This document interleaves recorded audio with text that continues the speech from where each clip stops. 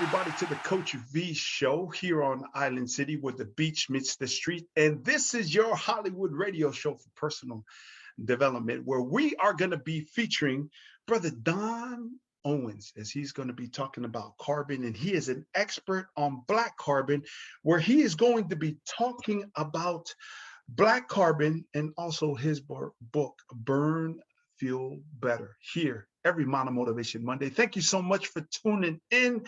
And now a word from our sponsor. Say, for things to change, say, I must change. Say, if I don't change, say, nothing changes. Say, if I do change, say, everything. Who's ready to get better?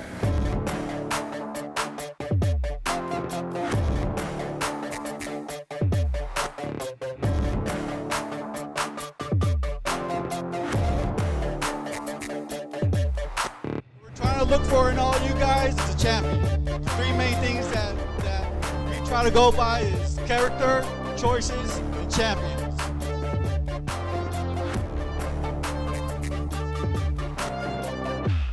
What it is that you, me, and we do for ourselves brings progress. What we do for others brings fulfillment, and what we do in both earns success. You are now tuned in to the Coach V Show. Welcome to the Coach V Show, your Hollywood radio show for personal development with expert insights and interviews to help you, me, and we work to be our best and live our best life. Bringing to you for your consideration in terms of extracting and now deploying into your life, leadership, and business, these success frameworks, behavioral models, and life lessons that will help you, should you choose to subscribe to it, and if it works for you, to better your life, and then achieving, becoming more effective, and then translating all that cheddar and success into joy, peace, happiness, fulfillment, love, and family time. Today, the Coach V Show in Island City, here where the beach meets the streets, is excited to have a carbon expert in the house. And we have Mr. Don Owens, who is a leading expert in hydrogen-related engine and energy technologies. His work addresses destruction happening on planet Earth, devastation caused by floods, massive wildfires, melting glaciers, and more. Does that make sense? Does that sound familiar? Because that's happening all around the Sacramento region in which I'm recording this show right now, all of which severely damage our natural resources and give wildlife no place to call home. In this special report, you will hear the truth about climate change. Unlike other sources, this comes with no political agenda or desire to sway news ratings. Here on the Coach V Show, we're just going to be bringing you Don and the information that he has that's based on science and observations, with no underlying motive other than to highlight the most common mistakes people make that destroy our environment. The fact is that they likely don't even know it. That's an issue for all of us. That knowledge plus accountability equals empowerment that Coach V talks about. And he has an ebook packed with transformational wisdom for every resident on the planet who wishes to preserve and strengthen the environment for the next generation and beyond. Coach V Show family, Island City family, welcome to the show, Mr. Don Owens. Don, thank you so much for coming on the Coach V Show. Thank you very much for having me, Coach V. Oh, man, my pleasure to have an expert in this. I mean, people think that we're all on different boats and people think this about that. And I'm like, hey, we're on one boat, and that boat is planet Earth. We better make sure we take care of this thing. Don, but before we get to the subject matter, that the show is going to be based on, this black carbon and you being the carbon expert, let's tell the audience like who Don Owens is, where do you come from, what is your genesis point, and start us off with where you were born, who your family is. Give us the lowdown on that, Brother Don.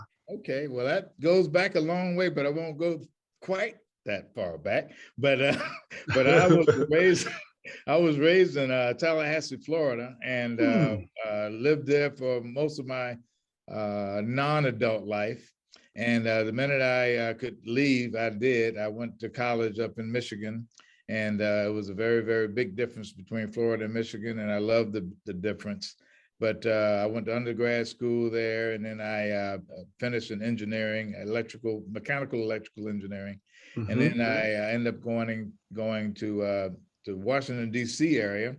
Didn't like being an engineer, but they were looking for engineers that wanted to be patent lawyers. So I decided I would go to law school to become a patent lawyer. And so that's in essence, most of my adult life was spent either engineering and or with patents.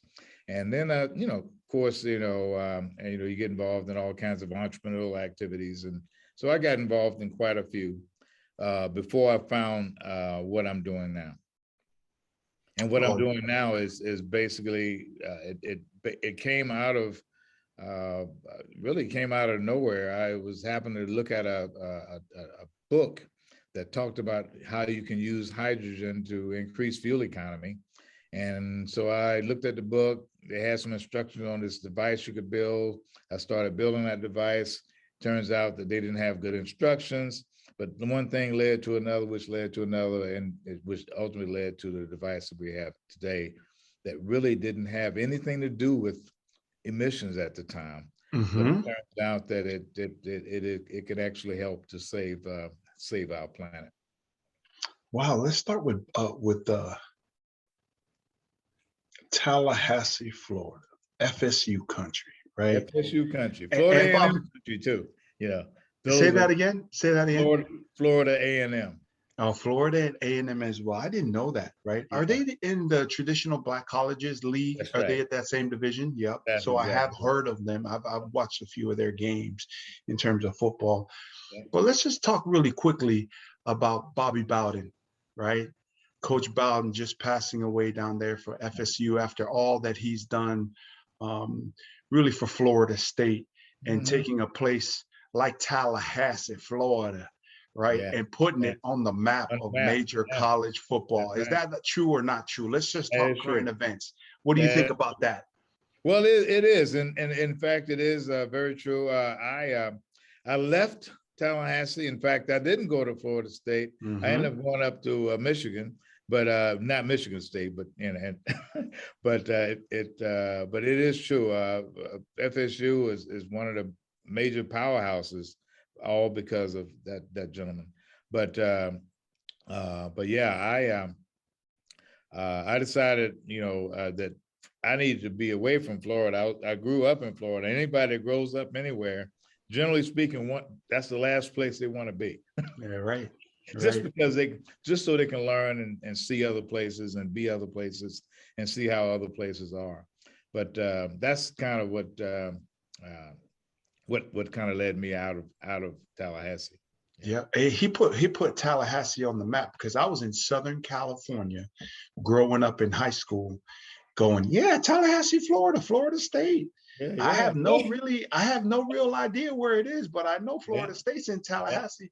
Yeah. Help all of us geographically, especially because United States citizens, they're terrible with not only world geography, but they're bad with national geography. Yeah. Where exactly in comparison to like Miami being on the East Coast, right? Yeah. Tampa Bay being on the west side of Florida.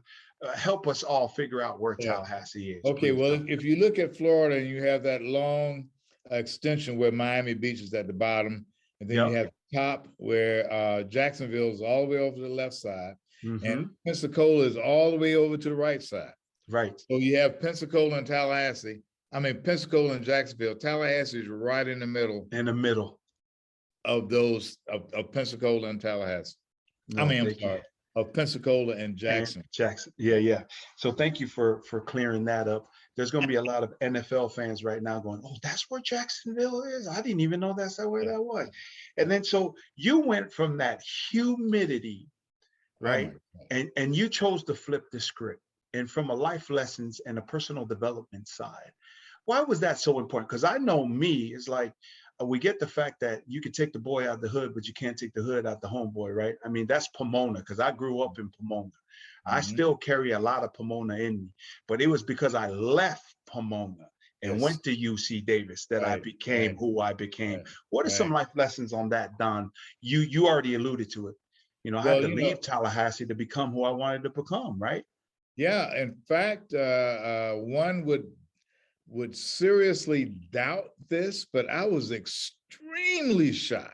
I wouldn't say nothing to nobody.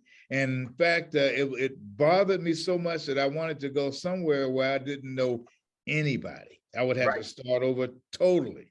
And so, and Michigan was a long way from Tallahassee. And that was more than anything else. That was more motivation, even though the school that I went to up there was also what I wanted to do. But the fact that it was so far away from Tallahassee, I would be forced to confront some of the things of some of my fears in terms of engaging with other people. So yeah, believe it or not, nobody could hardly believe that now because I talk to everybody. I love everybody. I engage people in conversation all the time. But before, I wouldn't do any of that. I just wouldn't say nothing, wouldn't do nothing. It was ridiculous. Right. So talk about, so you were in Ann Arbor, Michigan, correct? No, I was actually in Flint, Michigan. At Flint, Michigan. where I went to school. Yeah. And what was the university? It was General Motors Institute. Yeah, oh And man, in Flint, Michigan. Flint, Michigan, that's right. And General Motors Institute doesn't exist anymore. They changed the name to Kettering University, but years ago. But yeah, it was General Motors Institute, and at General Motors Institute, they had a program where you went to school, you worked. It was a great program. So I got a chance to find out in advance before I graduated that I didn't want to be an engineer. By the time I graduated, I had worked 5 years as an engineer, and I didn't want to be one anymore.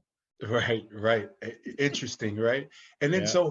so how did it change now the environment changed, not only in terms of people, because every geographic location has a certain dialect, certain food, certain isms, let alone the Flint, Michigan weather compared to a rainy Tallahassee winter, right? To now you got some cold temperatures, Oh, did you yeah. not? Talk about how that helped you develop as a young person, as an adult, versus being in Tallahassee. Well, I think any adult or any young person, you almost have to leave where you are from just to experience other places. It may very well be that where you're from is the best place on earth, but you wouldn't know it until you left it and came back. Sometimes you leave it and come back, you find these things out. Sometimes you leave it, you find out that it really isn't. It really is worse. It is as bad as you thought it was. Real talk. Yeah. But in general, Flint, the beauty about Flint was that it was a totally different environment. It was totally different from Tallahassee in terms of weather. I mean, I remember driving up there, and it was in June, and snow was falling. It wasn't sticking, but it was falling. So that was a rude awakening. In June. In June, right? Exactly. And so the winters up there were pretty severe. Now, like again, in June, even though it snowed, it didn't stick, but the fact was it was coming out of the sky. And and in June, it just doesn't come out of the sky. And so, but I do recall, I loved the school there. I was glad I went there, but I do remember very vividly saying to myself, I could not wait to see Flint, Michigan in my rear view mirror. Wow. And, no, I mean, I loved it up there. I mean, I liked the school, but once I was there for, I think, 4.5 years, I was ready to go. And I can distinctly remember getting in my car and saying to myself, I am finally looking, and I looked up in the rearview mirror, and I looked up, I said, oh my God, Flint is in my rearview mirror. And I wanted to always say that and experience that, because I was definitely ready to leave. Right.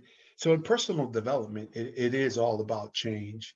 But then so many people that really start this journey of hiring their awareness, like we're going to be talking about carbon, and then talking about raising people's awareness of what Black carbon is and all that.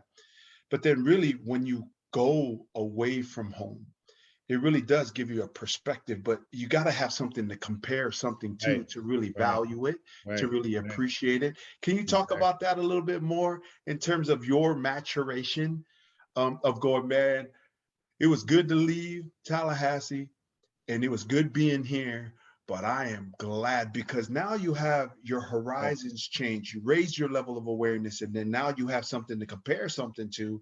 And then now you're like, because change is going to happen to everybody. Everyone, that's exactly right. And Well, people are you like, well, why do you always talk about change, Coach? We always talk about change, right? Because that's the only way to become the best version of us and to really to not just maximize the length of our life, but the width of our everyday life, right, Mhm, Don? But mhm. then it's even more intriguing that, well, you could change or not, change is going to happen to you. And then for you, that was a positive thing, like I think it was for me. Am I wrong or right?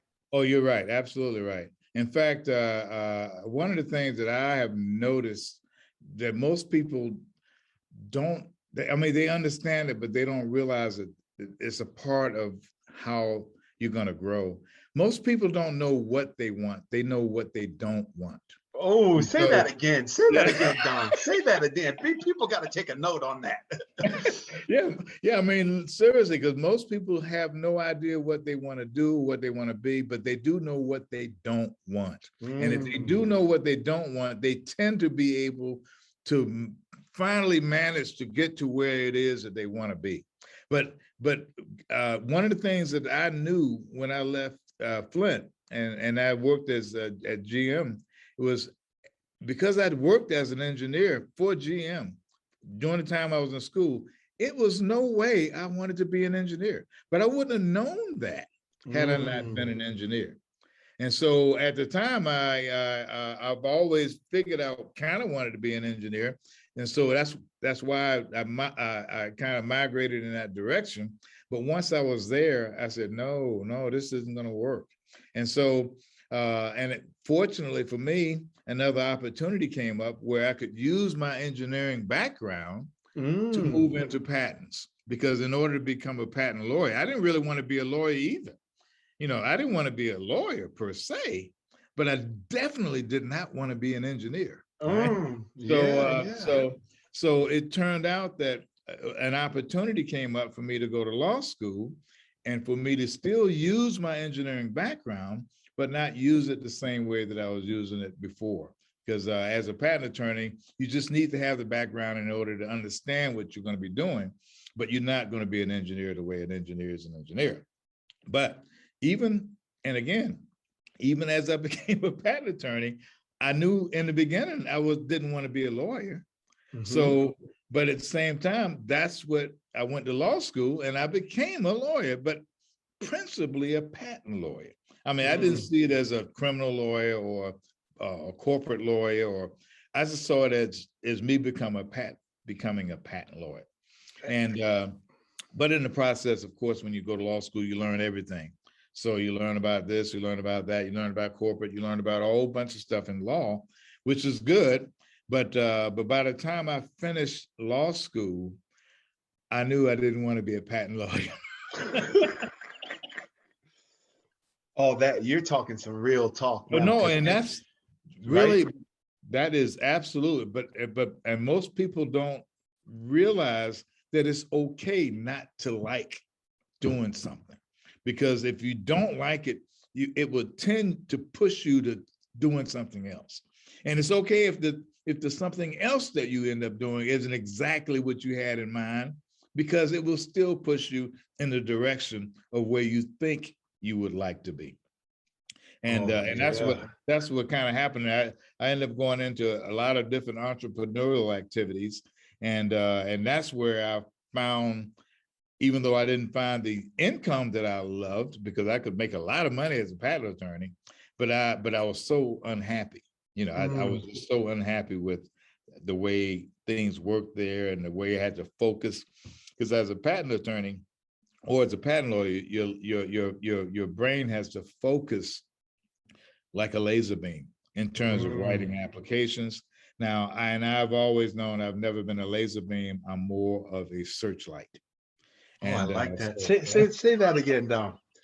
I'm taking notes. Say that again. You're not a laser I'm beam, but not a you're more laser like beam, a searchlight. more like a searchlight. And but when you're in the patent world or in that world with engineering, your thoughts have to be focused like a laser beam, because there are very specific things you have to write about, very specific things you have, and you can do it, but it's just not comfortable for everyone. A lot of people is perfect for them, but for me it wasn't perfect for me. It was too constraining, and so entrepreneurial activities tend to allow your brain to go and move into a lot of other directions. Whereas with patents and if you're a laser beam, you really can't do that. You have to kind of focus. And I just knew that didn't suit me either. And I can actually recall, because I had lots of friends that were making a lot of money doing that. And I can recall one day that I decided that I would go back and look into it, because it was so much money that they could make. And I remember in the interview, as I started speaking to the person that was interviewing me about what we were going to do, it dawned on me there. I said, this chapter is over. I'm not going back in this direction. Even though I can make more money, blah, blah, blah, blah, blah. This is over. This is not me. This is not who I am. I can't go back. And so I closed that chapter in the patent world and started moving toward something else. And I didn't have any idea I was going to be moving to where I moved to, but I did know I had to move. How old were you when you figured out you didn't want to be an engineer, Don? Well, let's see. I must have been in my 20s. I mean, because I went to law school. I graduated. Now, I don't necessarily want to age myself here, but I graduated. I went to law school. I graduated from law school in 81. Right? That was a long time ago. And I asked that, Don. So like, help the 30 somethings and the 40 somethings, or like the Ray Krocs, that it wasn't till he was 50 something till he met up with the McDonald brothers, right? Right. That hey, it's okay. I get that when you start to measure and what you see other people as you think that they're successful, right, and you're still searching at maybe your late 30s, early 40s. Were you still searching, Don? Oh, I was still searching. In fact, had things gone my way, which they didn't. But see, the beauty of the universe is that you're usually being prepared for something you don't know you're being prepared for. You have no clue you're being prepared for certain things. So in my mind, I was supposed to be a millionaire by age 30. Right. Now, that did not happen. All right. Right. That did not happen. All right. Yeah.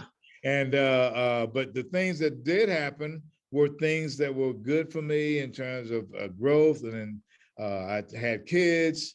All those things were wonderful experiences that helped me as a human being. And also without knowing, I was, for example, in the early 2000s, when the internet boom came along, I started developing software for the internet and databases and things like that. And all those things were preparing me for now. And I had no idea they were preparing me for now, but they were preparing me for now, because all the things, including law school, enabled me to set up everything I've set up in my company. I've been able to do a lot of things that you normally would have to have lawyers to do, that I've done it myself. So, and I didn't know I was going to need to do all that, but that's what happens, So talk directly to them. Just tell the listener, hey, if you're going through this right now, you're 30 or 40 years old and you still don't really have an actual life direction. Hey, the game ain't over. Tell them, Don, what's the message? What's the message to them, Don? Tell them. Boy, I love that phrase, the game ain't over, because in essence, that's exactly the truth. Most people will go through most of their lives not having a clue about what it is that they're placed on this earth to do. And now they don't have a clue. They just don't know. And it's normal not to know. And that's what people don't know, that most people don't know, that it's normal not to know. Right? Real Because, talk. yes, because I can promise you, anybody that has ever made a name for themselves, generally speaking, had no idea that they were going to be able to do it like that. Now, every now and then you have people that make big headways at very, very early ages. I thought I was going to be somebody who was going to make a big headway at an early age. I'm in my 60s now, and but it didn't happen. But at the same time, what did happen was supposed to happen. And now, and one thing no one can ever dispute, you can never dispute whether or not something was supposed to happen. It has. All right. So, and if it has, I mean, it was supposed to, and you're supposed to learn something from it, whatever it is. Now, it's not easy to look at it that way, but that's the truth. That's the reality of life in general. But yeah, if you're in your 30s and 40s and you still haven't quite figured out where you want to go and what you want to do, that's normal. It's not abnormal. It feels abnormal because you look around and you see all these other people. It look like they know what they want to do. or it's your friends or the people it is you can't stand. That's right. Right. And then they're doing really well, making God. money, got a great relationship, got kids, right? House on the hill, right. But you'll be shocked at how inaccurate your vision of other people can be. Everybody always looks at someone as the ideal couple.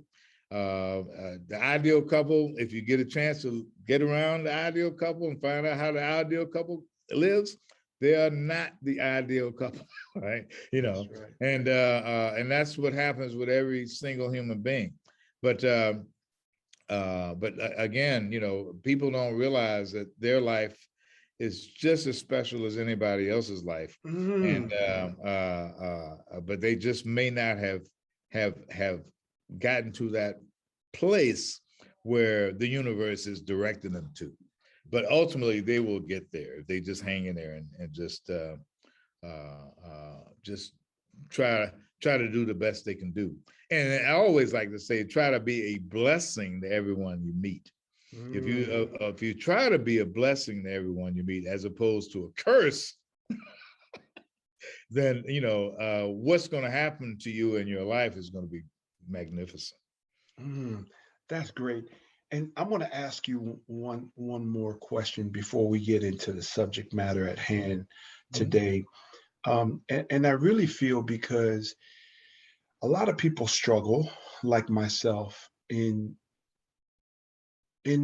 general, in their 30s, is because they're so focused on what they get versus who they become. Let me say that again. They're so focused on what they get versus who they become. And like you're saying, being a blessing to others. And then instead of worrying what you can get from people, that you help other people become. Right. What's your thoughts on that, Don, before we move in?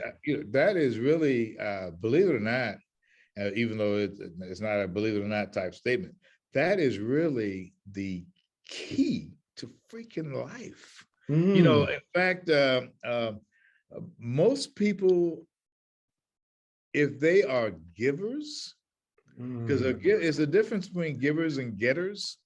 Most people that are givers think that people don't appreciate their giving or their giving attitude or their giving spirit. But it doesn't have to be people. It's only the universe that you're really appealing to. All right. You don't have to appeal to people who don't appreciate you. You just have to appeal to the universe, because if you're a giving spirit, you are going to get, and you're going to get in quantities that you can't even imagine. But givers, but again, most people that are givers, when they think people are taking advantage of them or this and that, or they don't appreciate the fact that I'm doing all this stuff, but you can't do it from the point of view of you doing it to get. You can't give to get, but you do get when you give. Oh my goodness. Yeah, we'll talk about that, right? Because that's just really the law of Yeah, that's attraction. the law. That is the law. You I can't avoid mean, that. that's how it works, and Yeah. it, it it it just people come to me and they want to be coached on how to become more effective and efficient in pursuing. I said, yeah, we're going to do that. We're going to design your schedule. We're going to really optimize and make sure you're only focused on most vital tasks, that so that you're not um, uh, disorganized and or multitasking that does not allow you to focus. We'll do all that, but mainly we're going to work on you so that you become what it Right. is that you want. So Yeah. then the things you want now start chasing and pursuing you. Suing you. That is the law of That is the law. attraction. I call it the law of grace, unmerited and undeserved favor, though you have to do something to get it. You have to actually have faith, love, and value as a verb, not just as a noun. Any final thoughts on that? And we're going to start talking carbon. Yeah. Well, in fact, I learned that lesson, even though I kind of inherently understood it, but I observed it. Now, most of the time you never observe blessings because they happen all the time, but you don't realize that they're happening until they are significant. But I have a associate that I work with. I can look at him and see him being blessed every freaking day. And it's not like he's not out trying to looking for blessings, but he's blessed every day. Anything that he needs, anything he wants, it just appears. And I had never seen anything like that. Most of the time you don't manifest, you don't see blessings just manifest right in front of you, even though all the time they're happening. They're always happening.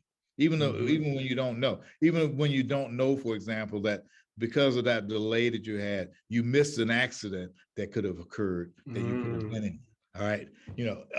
But those are the things you don't think about because there's no reason to think about. All right. But when you realize that every second is a blessing, then you'll begin to understand that everything that is happening is supposed to happen. And the things that you want to happen will happen if you allow them to come to you. And again, that's the law of attraction, because without the law of attraction, you really can't do anything. You really can't. But most people, because they can have so much baggage, they will naturally repel the universe as opposed to attract. Oh, that's some real talk. And we're going to swing back around to that.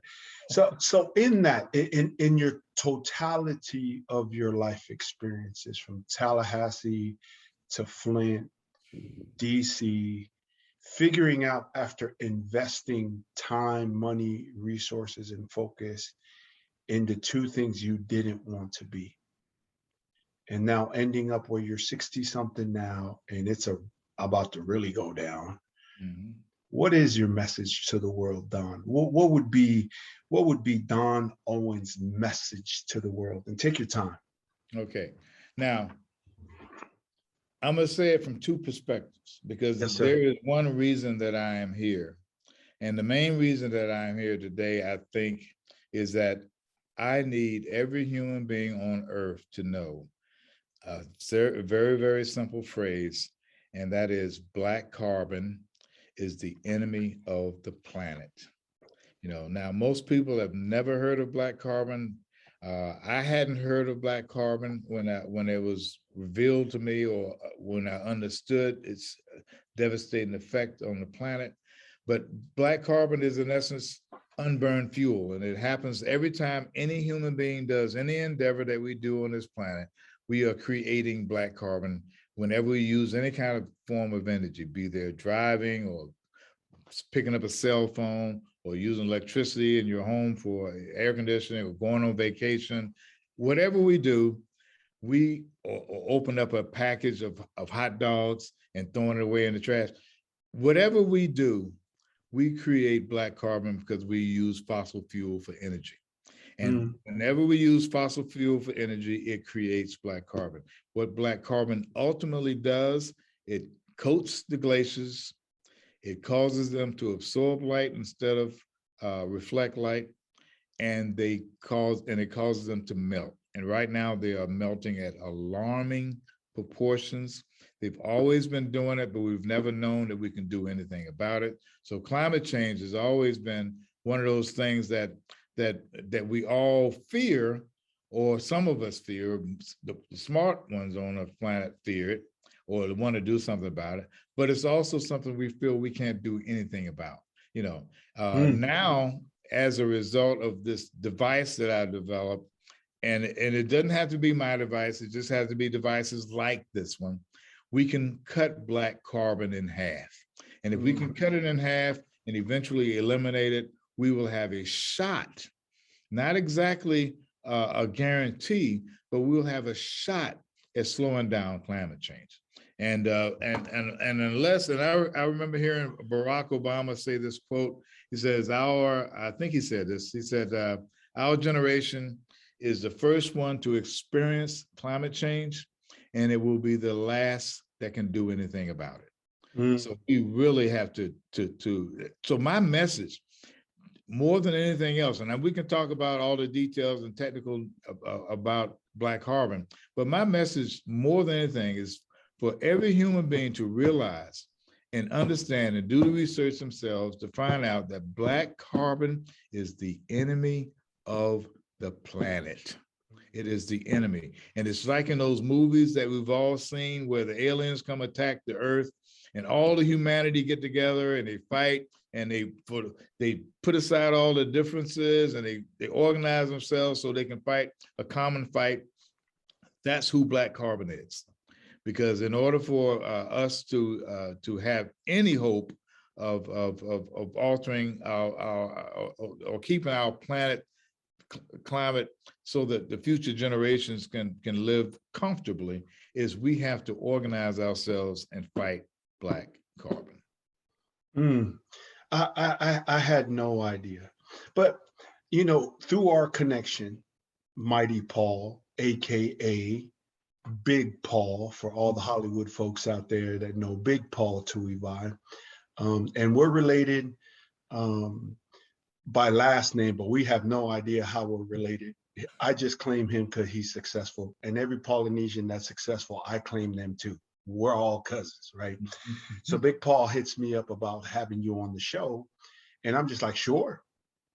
And he goes, man, I didn't even send you his bio yet. I was like, man, you always bring great people to me. Like, that's just how we roll, because we don't mess with non-valuable things, concept, or people. And then when you started to bring this up, prior to filming this show, I was just like, what? Because I am such a National Geographic buff.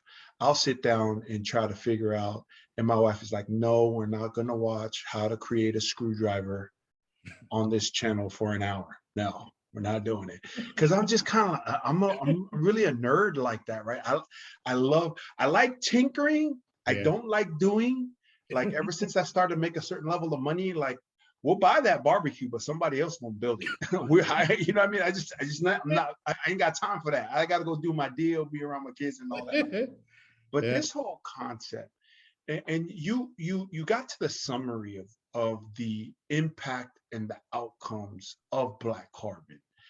And then you alluded to where it comes from. Give us some basic fundamentals about to not just our audience. I need to figure out, how is this created? What's the configuration of this black carbon that makes it to where it doesn't dissipate as much, and then now it clings on to some white stuff in the Arctic where it's supposed to repel sunlight, and then therefore having less heat impact on those glaciers. But now it's like, now it absorbs it. So it's just like the thing's black, right? That's right. That's exactly right. In fact, so help us with some basic fundamental knowledge to really build the knowledge of the audience, please, Don. Okay. Well, what happens, in fact, I stumbled across black carbon, at least the term black carbon, while I was testing a device that I was developing that created hydrogen gas to help boost fuel economy for a car that I was trying to drive. Yeah, So that's how everything started. And once I got into the lab, doing various tests on this device, we tested it on diesel engines. And diesel engines, now people won't know this, but people that are in the automobile industry and the diesel industry, they know about particulate matter. But now what particulate matter is unburned fuel. Every engine, no matter if it's diesel or gas, creates this unburned fuel. But it turns out that diesels, because of the way they combust their fuel differently from gasoline, they don't have a spark plug, they do it with compression, they create quite a bit of unburned fuel. And in general, diesel engines are very efficient, but this unburned fuel or particulate matter is always created.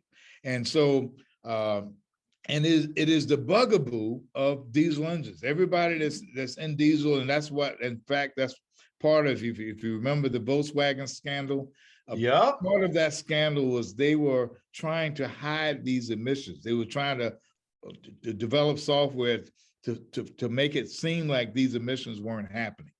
But they were happening because the black carbon, or at least particulate matter, let's start off with that first. Particulate matter is harmful to human health, it's harmful to the planet, it's harmful to everything.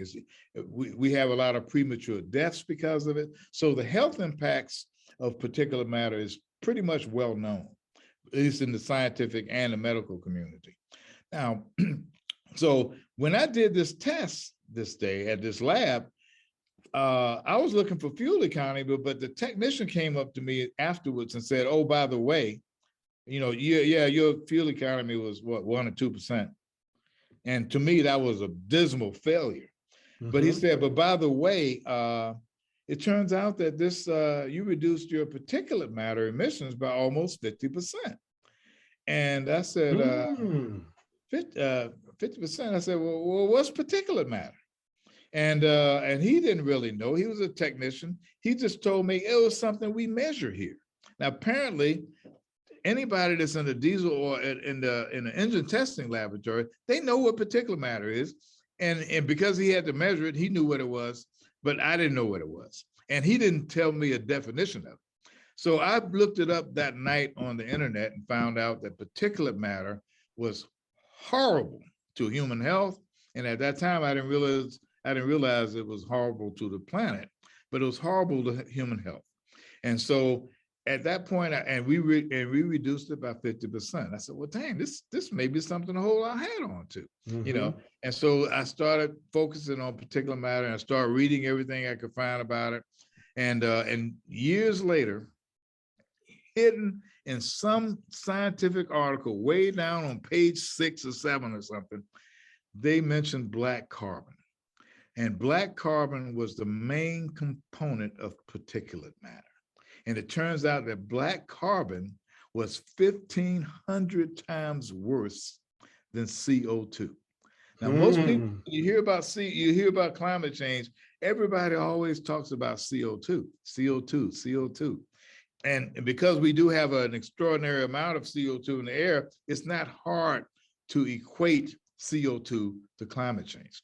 But the real monster in climate change is black carbon, because black carbon has a warming effect of 1,500 times worse than CO2. And among other things, it coats the glaciers. It coats everything. In fact, anybody that lives near a port city, like Long Beach or anything like that, they see black carbon every day.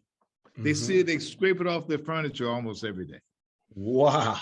Because it's all these ships, these big ships that come into the ports, these big engines, they create black carbon with no abatement. They don't, and it's not that they want to pollute the planet. People want to order the Amazon. People want to get these products. People need, we got to have medical supplies. We got to have all these things. But every time we do anything, it involves shipping, it involves packaging, and all that stuff involves creation of black carbon, because diesel engines are the real key to all of our transportation and a lot of our energy production. So black carbon is here to stay. And so, I mean, we're not going to stop black carbon unless we stop breathing, you know, or picking up a cell phone or whatever it is that we want to do.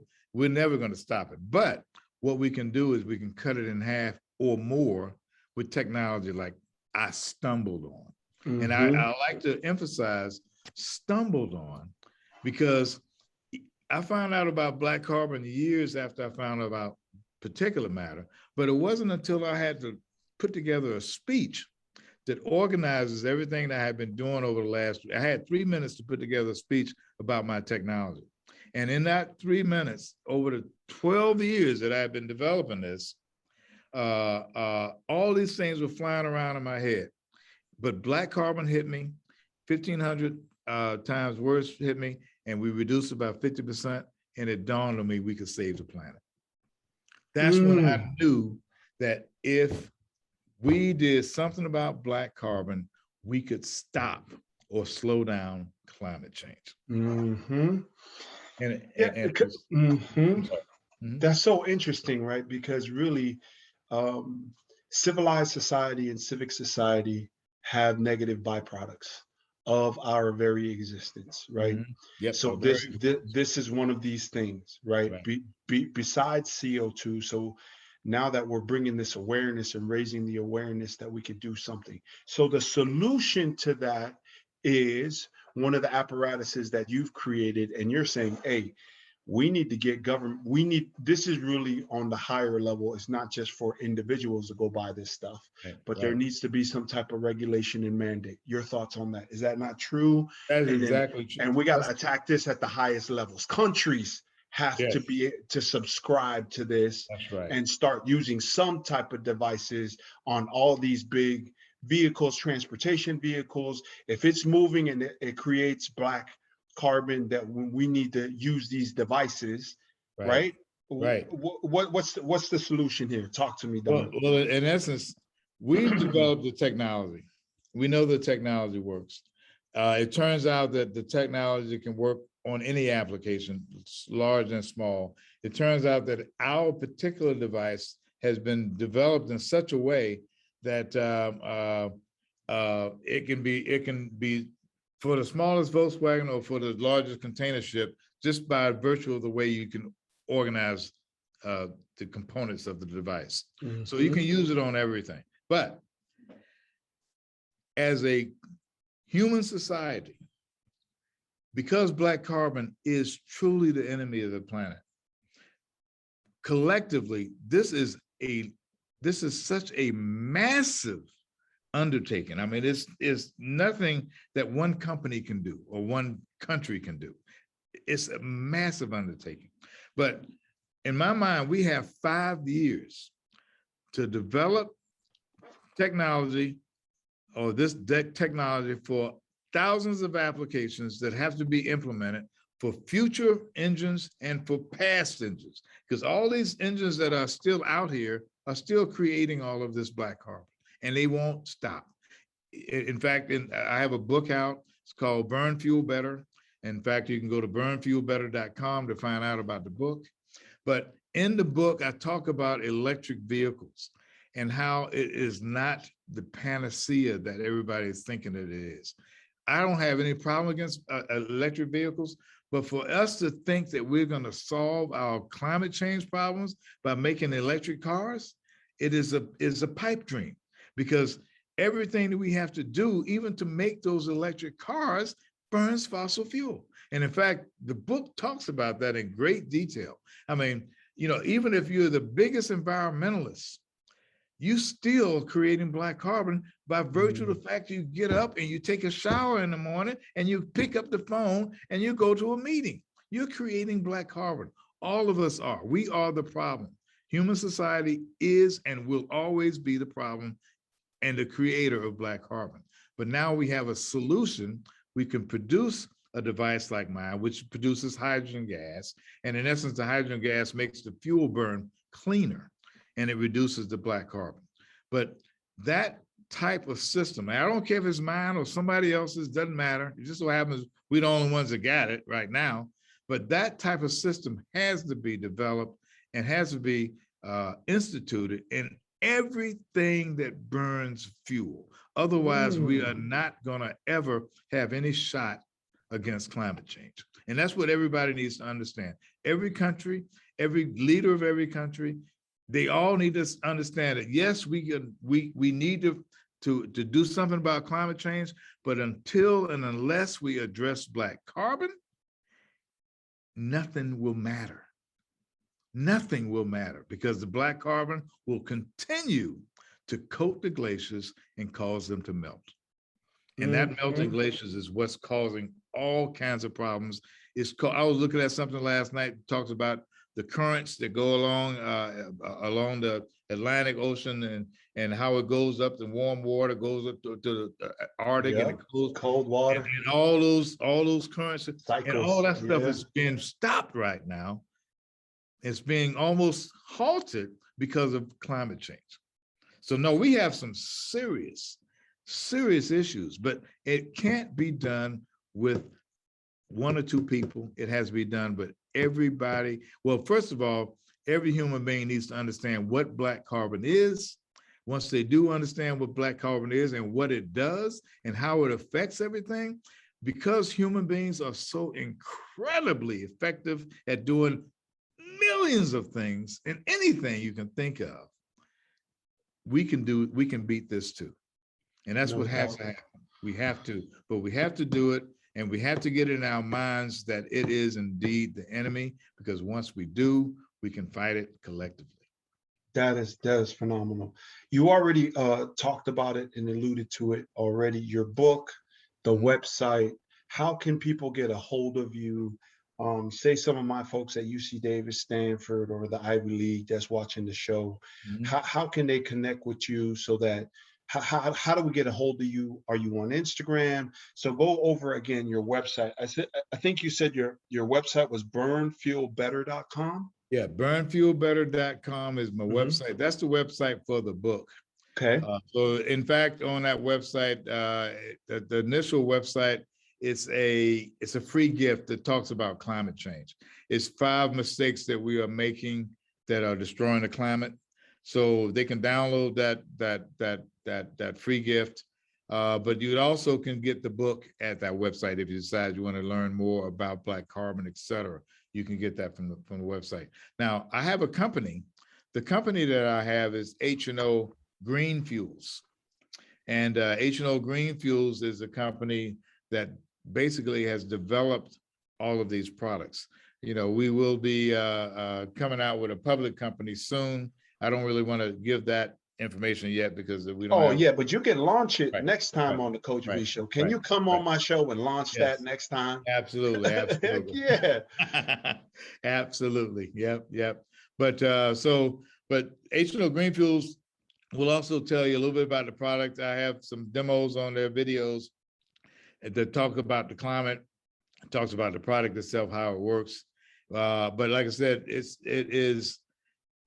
is the applications for it are endless. You know, I just mentioned ships, container ships, et cetera, because those are the ones that are poisoning all of our ports. Not that they're trying to, but it's just that that's the way it is. But those are some of the targets that we have to address.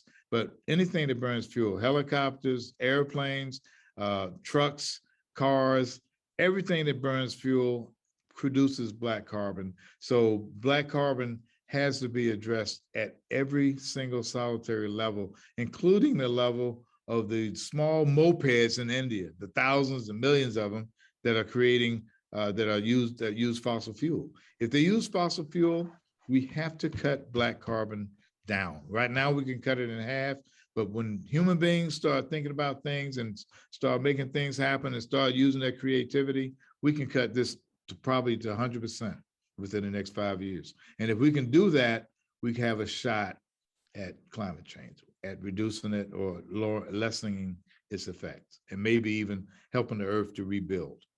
No, that's awesome, Don. Thank you for picking up this mission and driving it from that side. It's definitely amongst the multitude of things that we all as a society need to. I mean, this is one of those pandemics that we better figure this thing out. That's right. or it's going to be a huge detriment. In that, what are some shout outs, Don? Who are some folks you want to shout out? Who's on your team that you want to shout Oh, out? Get okay. some shout outs in, Don. Okay, the main shout out I can make is, and again, it's a lot of people, but I have to shout out to a gentleman by the name of Webb Beeman. Webb Beeman came into my life about maybe 4 or 5 years ago when I was still in the middle of developing this. And it turns out that he's a genius at all kinds of levels.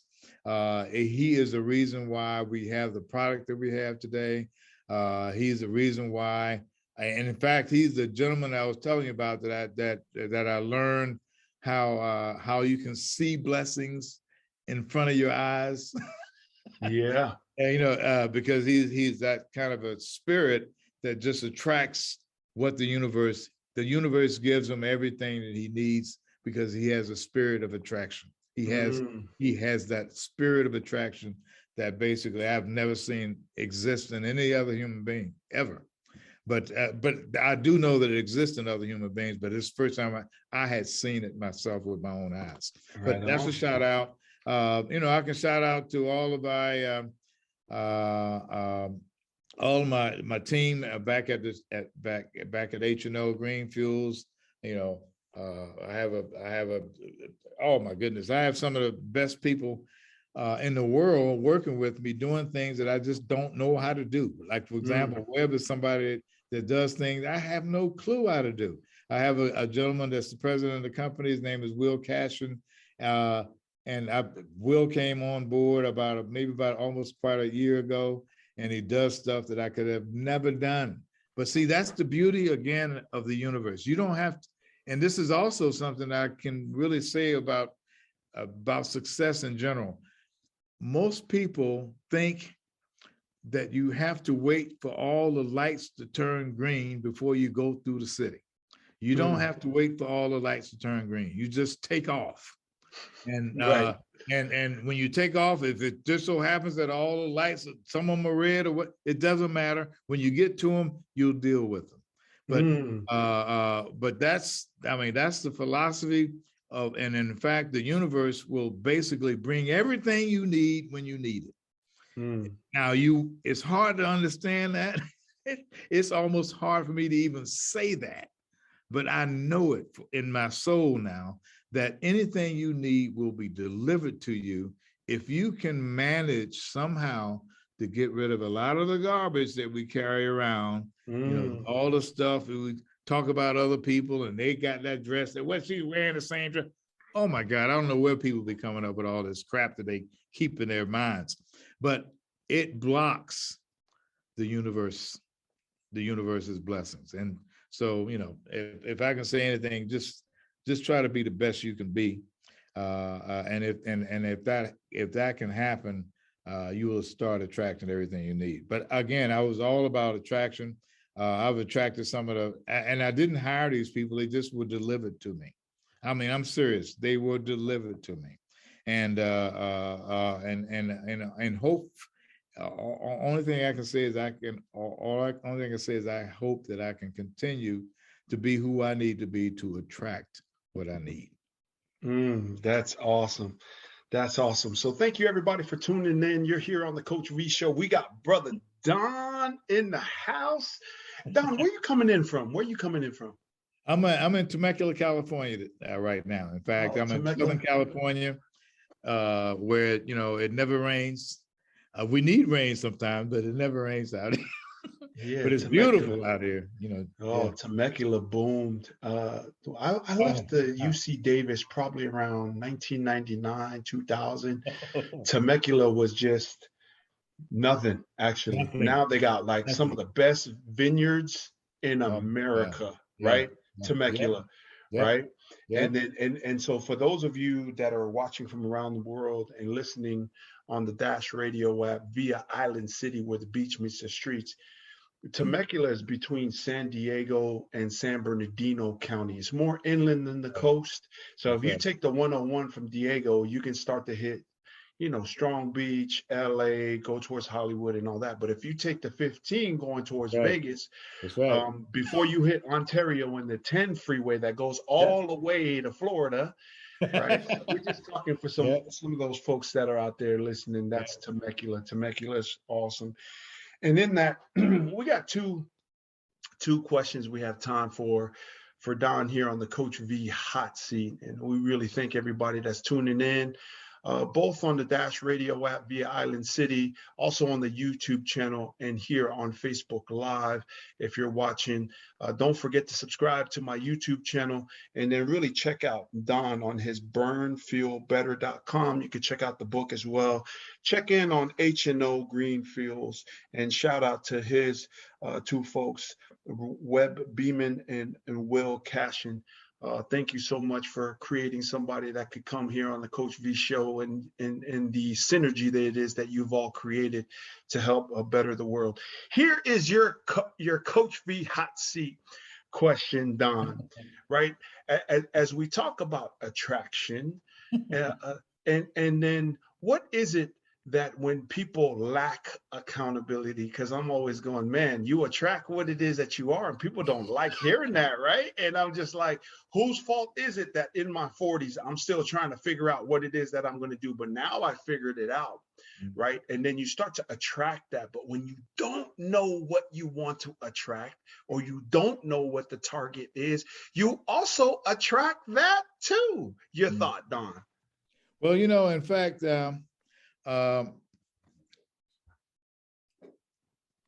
every human being just does not know their own capabilities. They just don't know. They have no idea. They will look at themselves differently. Now, in fact, I have, and this is in the book, and I don't know if I have time to talk about this, but it's called the somebody else principle. But everybody is somebody else to somebody else. And but most people will look at other people and other people's success and think they are the somebody else's. They are successful because they are, but everybody is. But most people don't realize that they are, because they know their own shortcomings too well. Okay? Right. They know their own shortcomings too well. And because they do, they discount their own abilities, or at least their thoughts or their ability to do things. But they can do anything, because any human being can. Because everybody is indeed somebody else to somebody else. Now, I don't know if I've answered your question or not. No, that's it. That's it. That's it. That's what you attract. It's just like where Henry Ford says, as you're talking about carbons and emissions and manufacturing and all that, Henry Ford says it, whether you think you can or think you can't, you're right. You're right.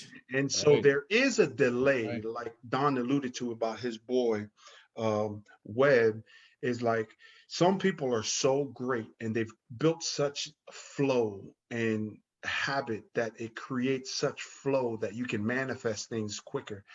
But fortunately, there's a delay on that manifestation, because if we would manifest the negative shit that we think about ourselves, thank God that there's a delay so we can adjust and then get what it is that we want, right? And think about. So that's all the time it is that we have. I want to thank our expert here on Black Carbon, Mr. Don Owens, for coming on the show. And for Don and I, just for everyone listening, it's just not for the sake of achieving success it is that you tune into the show or do what it is that we're asking you to consider, but for the sake of being our best. In doing so, we realize the best of our abilities, and that everything and anything that we dream and work for can be achieved. This is how Don Owens and your boy, Coach V, lives, all about faith and family. Grateful for God's amazing grace. Until next time, thank you for tuning in to the Coach V Show, where iron sharpens iron. Together we rise, here on Island City, where the beach meets the streets. It is your boy, Don Owens, and your boy, Coach V. Until next Mono Motivation Monday, one love, mad respects, live it. Peace. Thank you very much, Coach V.